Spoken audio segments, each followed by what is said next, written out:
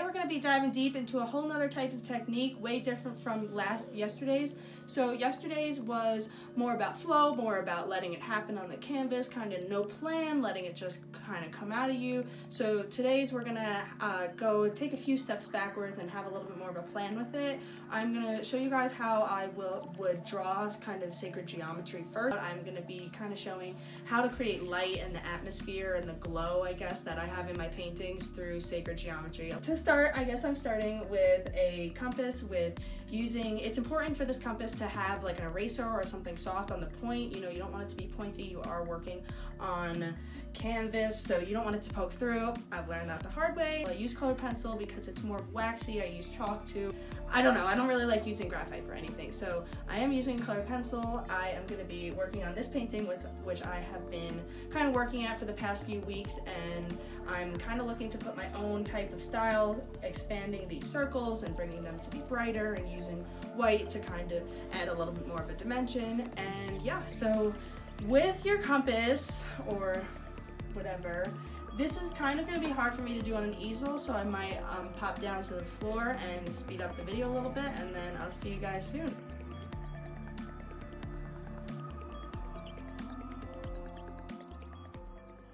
We're kind of going to start doing the painting part, and we're just going to be using white. So I am using golden titanium white. It's super opaque, so it kind of gives what I'm looking for.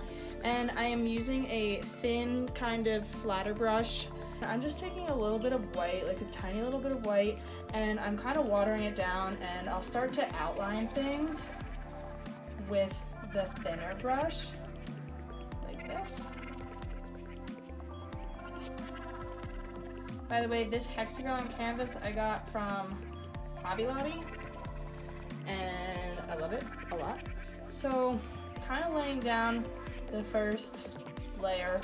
While this is still wet, you might want to take another brush. Doesn't really matter what kind of brush it is. Could be flat or anything, but you want to take a dry brush and kind of bring that white further down. So kind of blending it into that. So you're not, this brush has little to no paint, so that's kind of how I get that gradient.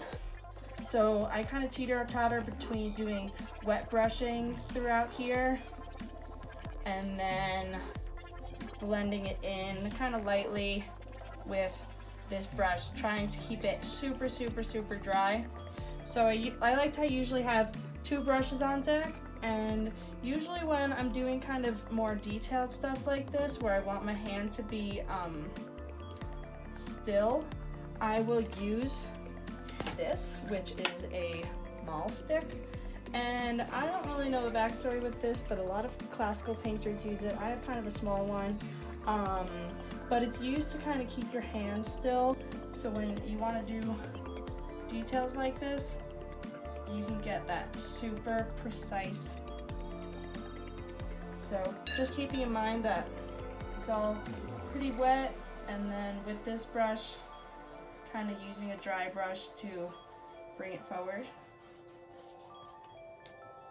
So this is kind of how my trick to blending is I'll use 2 brushes and I'll blend them, you know, I'll even, you know, do some dry brushing and kind of take it another level, and then go into some glazing medium. So I kind of brought that up yesterday. This is what I use as a glazing liquid. So I tend to not really glaze with white that much, but I will at some points. But yeah, so this is pretty much it, and I am not doing it entirely precisely because there's going to be a lot of layers added to this. I'm going to add much more layers on top of it. So just to get that kind of blend, you know, you really got to work it. You kind of got to blend it, and yeah, so just using 2 brushes like I'm doing here kind of gives you that softer, more atmospheric tone. So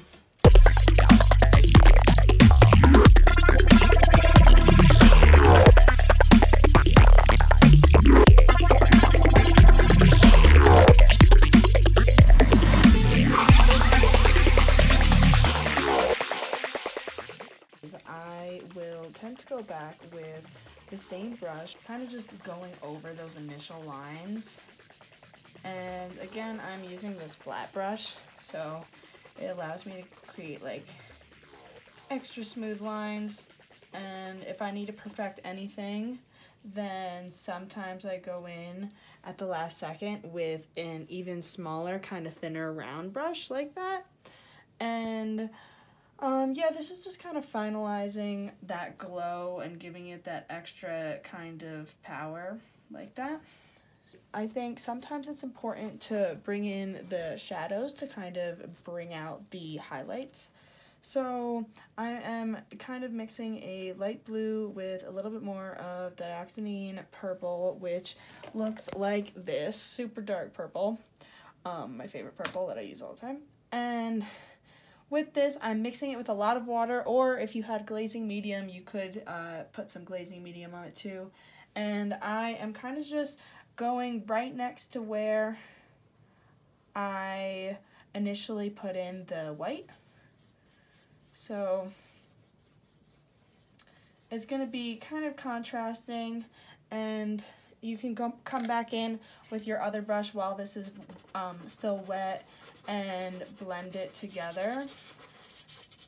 And usually how I blend is using this dry brush to kind of give that little extra dimension.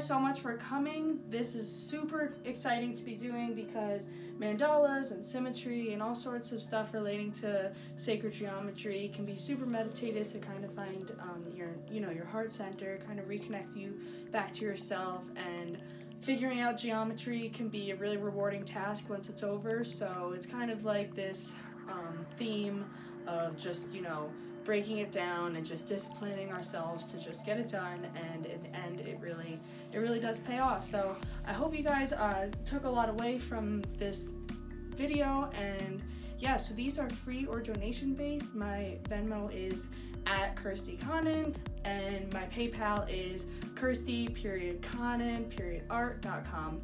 Anything helps, but these are for you guys, free, whatever. So thank you guys so much again, and I'll see you guys soon.